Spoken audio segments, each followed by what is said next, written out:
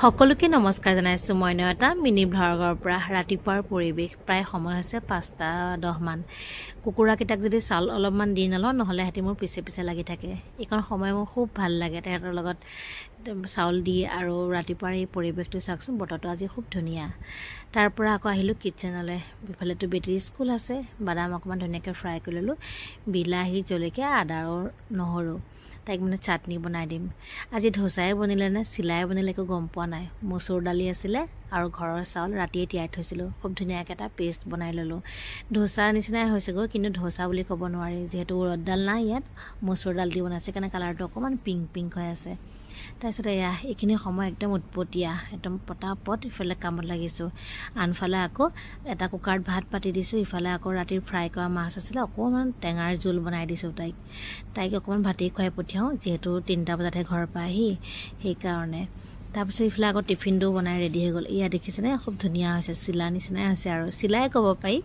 খাই খুব ভাল লাগে তাইক ধোসা বুলি কৈছো তাই মানে মনটো খুব ভাল পায় আৰু ধোসা খাই তাই বহুত ভাল পায় তাইতো আজি ফুৰ্তি এনেকৈ তাইক 3খন মান বনাই দিলো ধোসা তাৱাখনতে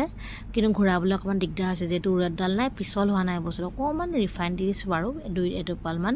টিফিনটো খুব ধুনিয়াকৈ পেকিং কৰি দিলো ইফালে আকৌ বাদামৰ চাটনি কিনো ধুনিয়াকৈ ৰেডি কৰিলো ৰাতি আকৌ ভয়ও খাই আছিল লাইট গলে আৰু শেষ মোৰ ফ্লপ মাৰিব টিফিন বনাই দিম আৰু হালুৱা নহলে পুৰি তেনেকৈ বনাই দিও লাইট আসলে কাৰণে জানিবা তাই বিচৰা মতে হল আৰু তাইও আজি খুব সুখী যেহেতু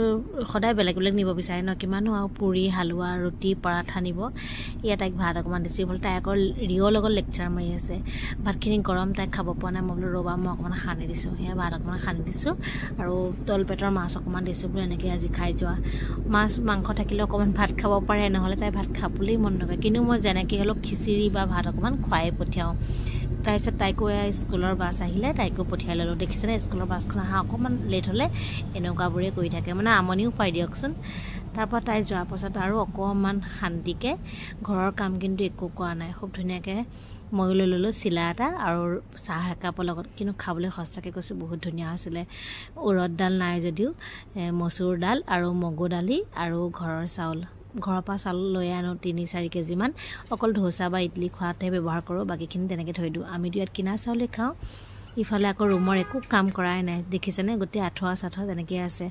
আসলতে বহি চাহ একাপ খাই মনটো মানে ফ্ৰেছ লাগিল কৰাৰ পাছতহে আৰু